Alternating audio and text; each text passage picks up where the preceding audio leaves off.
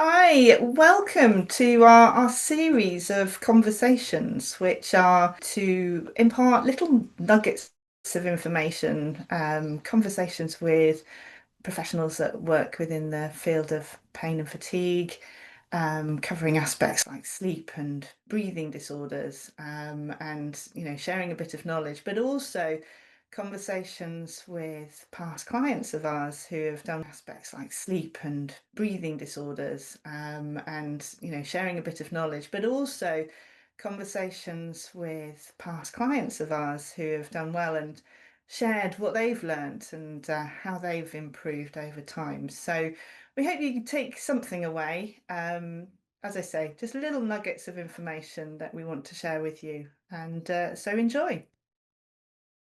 So, welcome. I am so lucky today. We are so lucky today.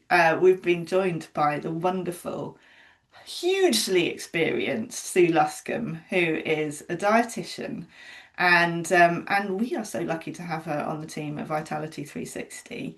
And I thought I would just collar her today for a few minutes and pick her brains a little bit about all things diet related, and related to MECFS and long COVID, which is your area of expertise, isn't it, Sue? So I think it would be really great just to have a little chat perhaps about things that people often ask us. So thank you for being here. And I just thought I wondered if we could kick off with that question that often people ask: can diet changes really help the symptoms of MECFS or long COVID? What do you think? Right. Well, thank you first for that introduction, and it is totally mutual. I am so privileged to be part of the Vitality team as well. They're a great bunch. So it's no hardship at all. And thank you for inviting me to talk about that. So yes, can diet changes? What we know actually, there is a lot of people who do change their diet, when they have ME, a diagnosis of ME, CFS, or of a long COVID. That's one of the things people go to. And of course, the big question is it helpful? Is it helping the symptoms? And actually, yes, it can, but it's quite complicated. Mm, Um, a little bit depends. I mean, first of all, I want to say that there is absolutely no evidence that diet can cure ME/CFS or long COVID. It's not as though you follow this diet mm, and everything will be fine.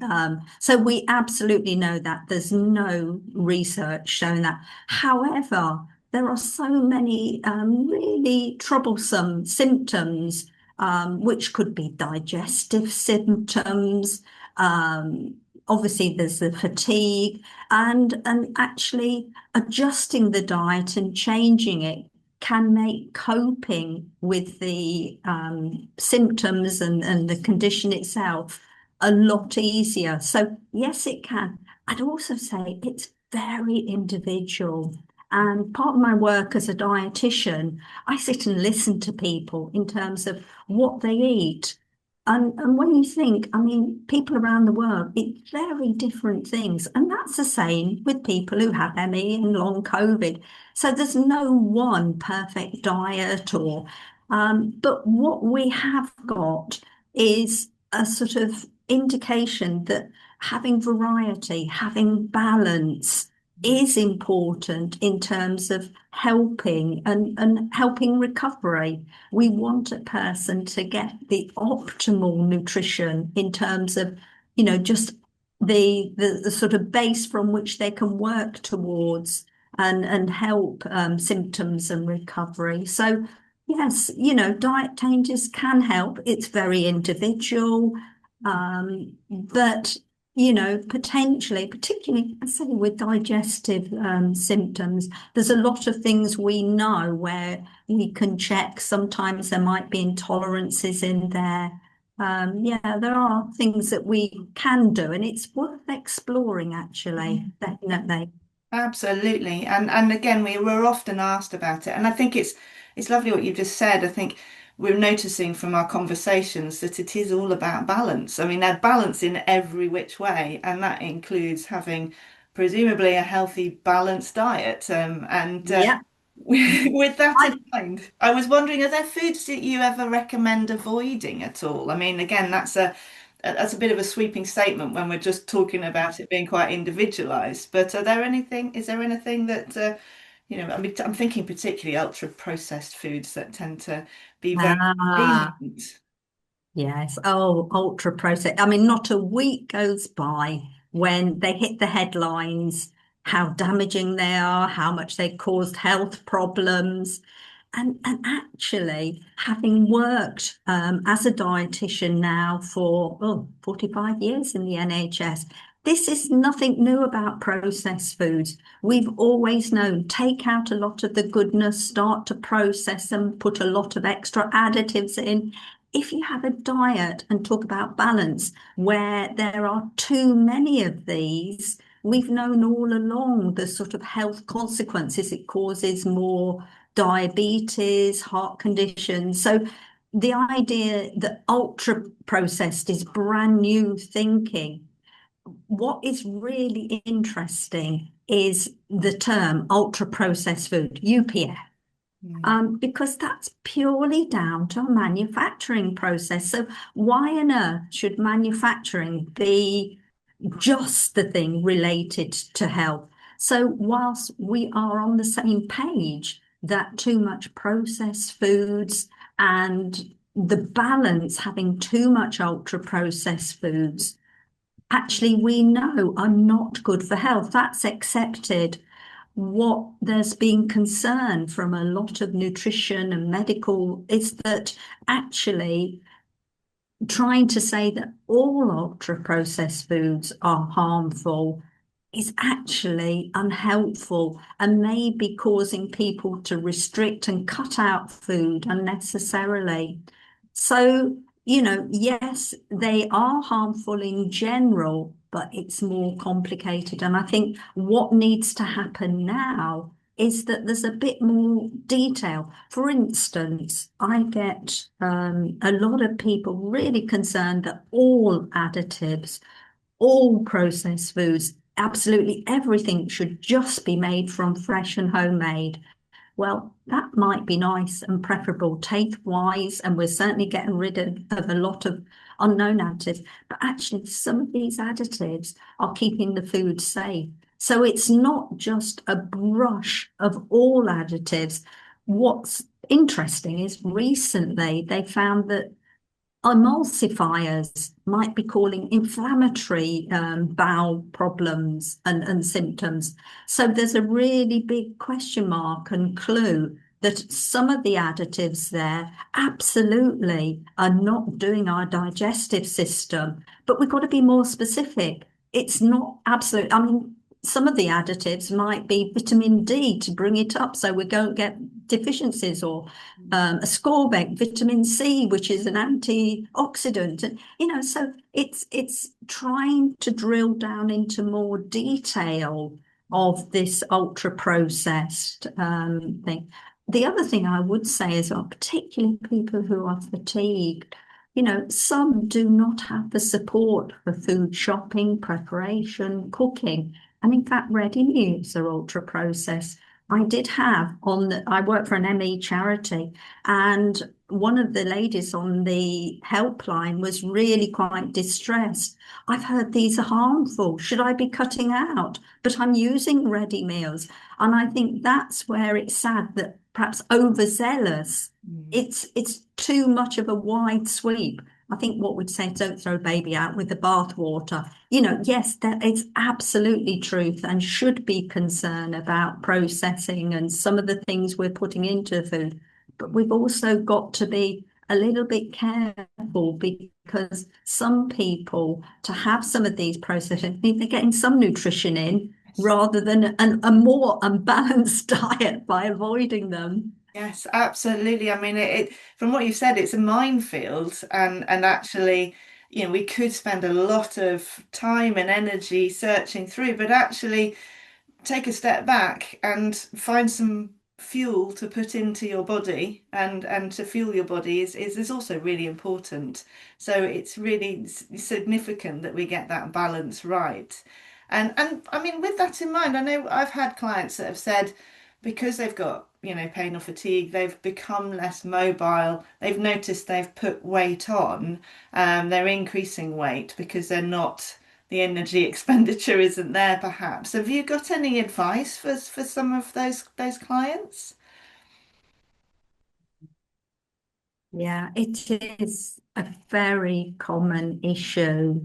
When you're not able to be as active as you would like to be, therefore your energy needs really plummet, and it's all too easy for that weight gain to be going up and up, compounded with that you can't probably go and shop, cook, prepare fresh fruit and veg, too much energy. So some of the sort of healthy foods that you've got to go for quick, easy, readily available, which by nature of being, easier, it's easier to get extra calories and again contribute to weight gain. So extremely understandable. And I think, one of the things I've learned as a dietitian, this isn't the blame culture.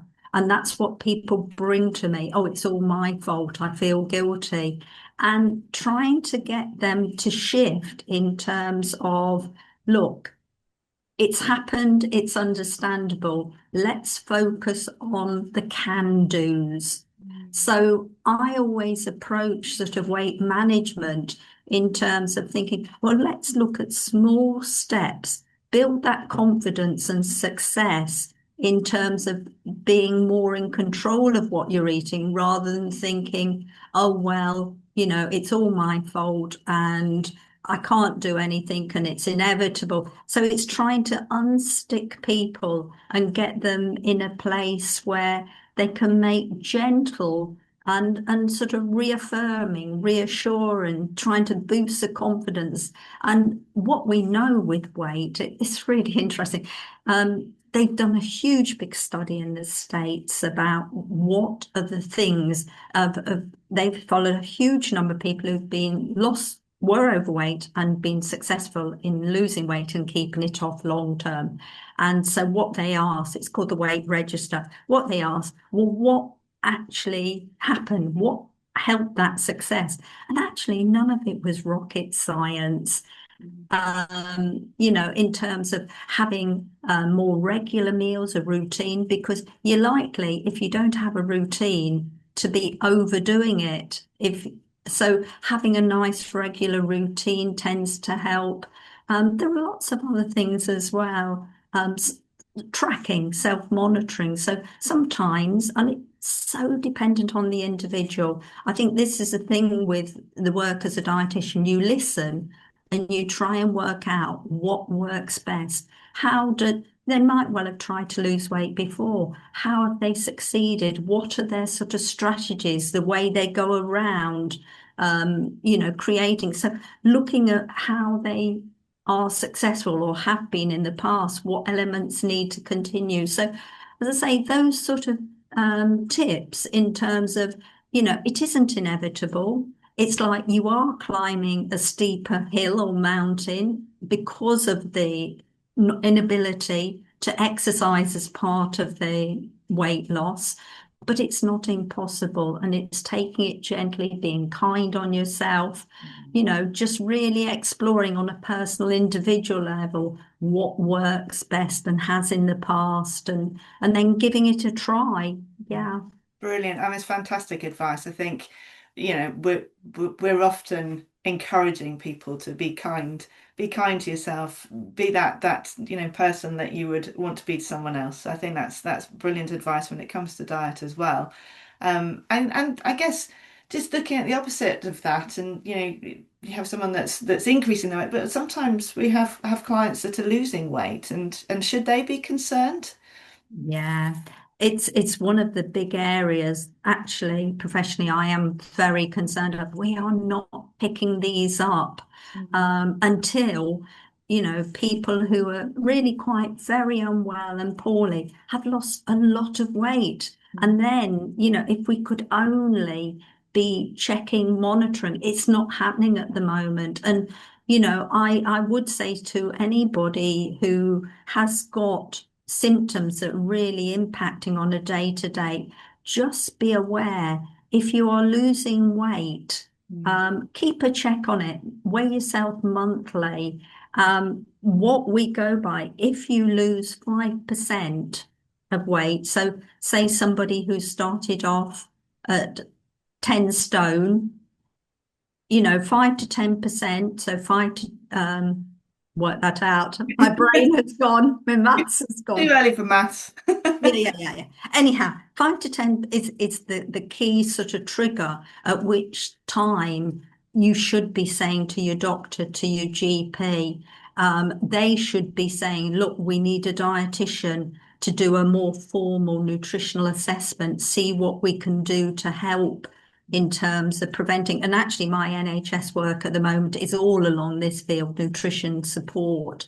Um, because what tends to happen is, particularly as people get more poorly, that they are housebound, and this sort of element of realizing that they're losing weight, and that means a higher risk of malnutrition. Mm, And once you've lost your appetite, it's really very hard to stabilize that.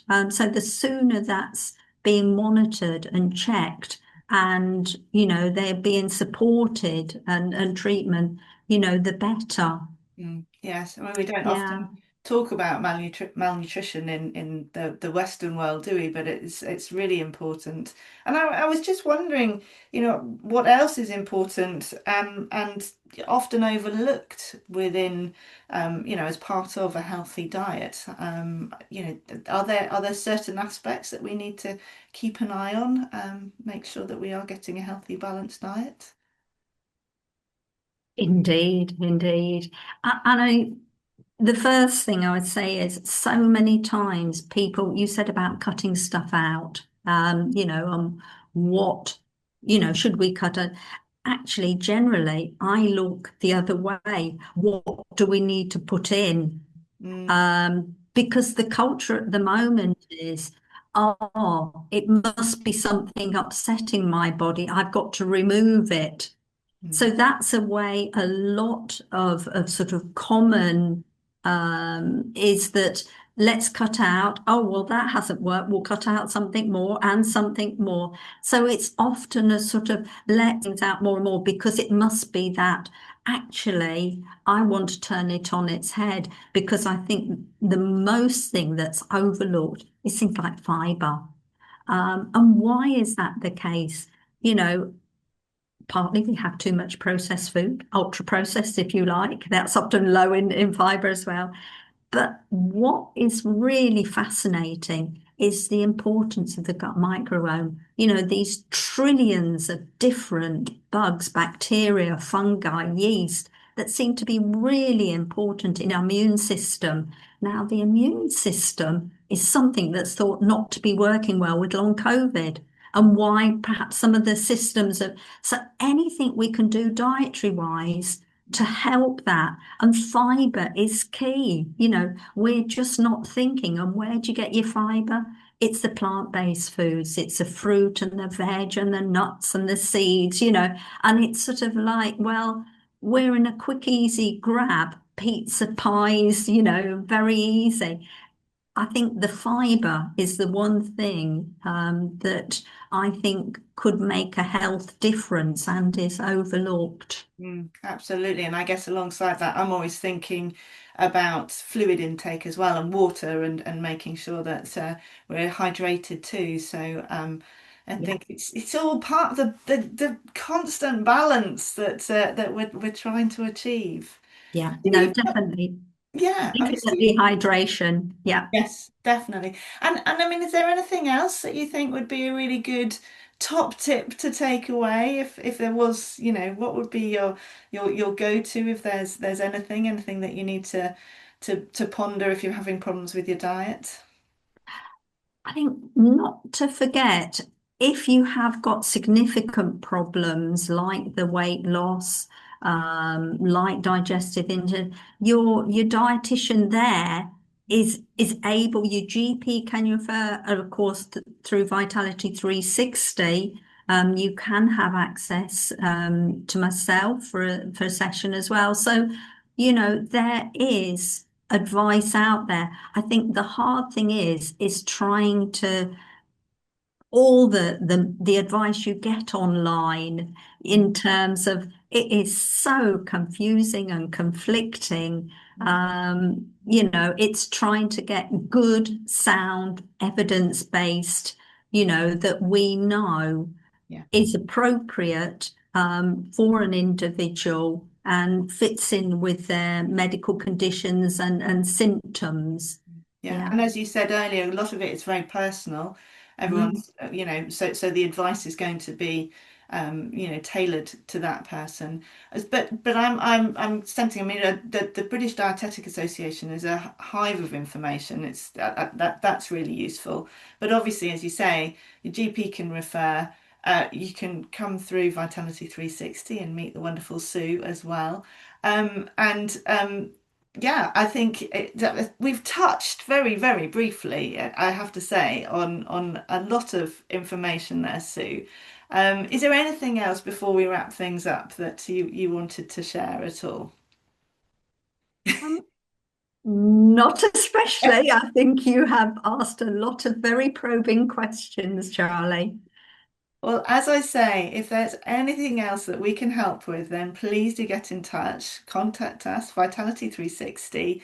Have a look at the website, have a look at us on social media, check in and link up with us. We would love to speak to you if we can help you some more, or if you'd like to know anything else, then please do get in touch. Thank you. And thank you so much, Sue, for joining us today.